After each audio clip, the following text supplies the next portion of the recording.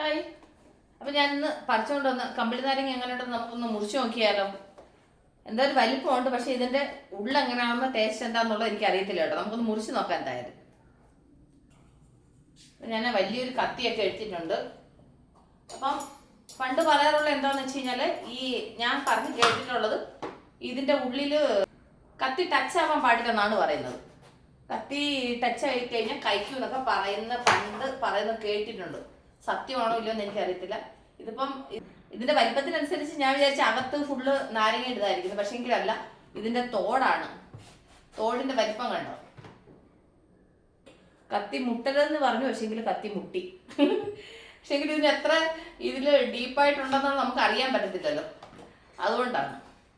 അപ്പൊ ഞാനിതൊന്ന് ചെത്തി ഒന്ന് വെടുപ്പാക്കി എടുക്കട്ടെ. എങ്ങനെ ഉണ്ടാവും നമുക്ക് നോക്കണമല്ലോ ഇതിന്റെ ടേസ്റ്റ്. മധുരം ഉണ്ടോ, കയ്പാണോ, പുളിയാണോ എന്നൊക്കെ നമുക്കൊന്ന് നോക്കണമല്ലോ. എങ്കിലും ഇതിപ്പം തൊലിയുണ്ട് 3 കിലോ. മുറിച്ച് വന്നപ്പം ഇതിനകത്തെ സംഭവം ഇച്ചിരിയേ ഉള്ളൂ. എന്തോ ഒരു വലിയ ഇതാണ്. നാട്ടിലൊക്കെ ആണെങ്കിൽ ചെറിയ തൊലിയാണ്. നമ്മളിങ്ങനെ എന്താ പറയുക, ശ്രദ്ധിച്ച് മുറിച്ചില്ലെങ്കിൽ അകം മുറിഞ്ഞു. പക്ഷെ ഇതിനകത്ത് നോക്കി എന്തോ ഒരു വലിയ ഇതാ നോക്കി. ഇതിനകം ഇവിടെ ഉള്ളത് ഇങ്ങനെ, ഇവിടെ കിട്ടുന്നത് ഇങ്ങനെയാണ്. പക്ഷെ നാട്ടിൽ അങ്ങനെയല്ല. നാട്ടിലത്തെ ആണെങ്കിൽ ചെറിയ നാരങ്ങ ആയിരിക്കും, പക്ഷേ നല്ല ടേസ്റ്റ് ആയിരിക്കും കേട്ടോ. അപ്പോൾ ഇത് ഞാൻ നല്ല വൃത്തിക്ക് ചെത്തിയൊക്കെ എടുക്കുന്നു. ഞാൻ കഷ്ടപ്പെടുന്നതിന് ബലം ഉണ്ടാവുമോ അറിയില്ല. എന്തായാലും ഒന്ന് വൃത്തിയായിട്ടൊന്ന് ക്ലീൻ ചെയ്തിട്ട് ഇനി പതിയെ ഇത് അകത്തോട്ട് കത്തി മുട്ടാതെ നമുക്കൊന്ന് മുറിച്ചെടുക്കാമല്ലോ. അപ്പം കത്തി മുട്ടാതെ മുറിക്കാൻ പറ്റത്തില്ല. അങ്ങനെ കണ്ടോ, നമ്മൾ കണ്ടപ്പോൾ കായ എന്തൊരു വലിയ കായായിരുന്നു. സംഭവം ഇത്രയേ ഉള്ളൂ ഇതിനകത്ത്. അപ്പൊ ഇതിന് മധുരം ഉണ്ടോ നമുക്ക് നോക്കിയാലോ. നോക്കട്ടെ.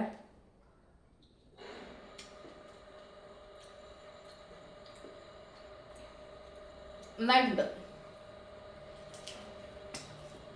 നല്ല പക്ഷെ കയ്പുണ്ട് കേട്ടോ. നമുക്ക് തിന്നുമ്പോൾ നല്ല മധുരമാണ്, പക്ഷേങ്കിൽ അത് കഴിയുമ്പം കയ്പ് ഫീൽ ആവുന്നുണ്ട്.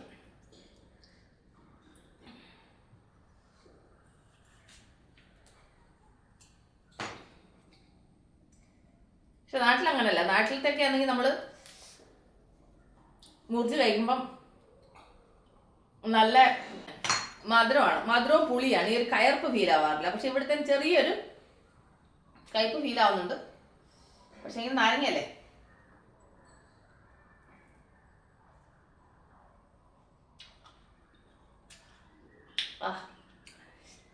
അത് കൂട്ടുകാർ വിചാരിക്കത്തില്ല കമ്പിളി നാരങ്ങ പറിച്ചുകൊണ്ട് വന്നിട്ട് മുറിച്ചില്ലാന്ന്. അതുകൊണ്ട് വെറുതെ എൻ്റെ കൂട്ടുകാരോട് ചെറിയൊരു വീഡിയോ ഷെയർ ചെയ്ത് കേട്ടോ. എൻ്റെ കൂട്ടുകാരുടെ നാട്ടിൽ ഈ സംഭവം ഉണ്ടോ, കഴിച്ചിട്ടുണ്ടേ കമ്പിളി നാരങ്ങ. പക്ഷെങ്കിൽ ഇതാണ് സംഭവം.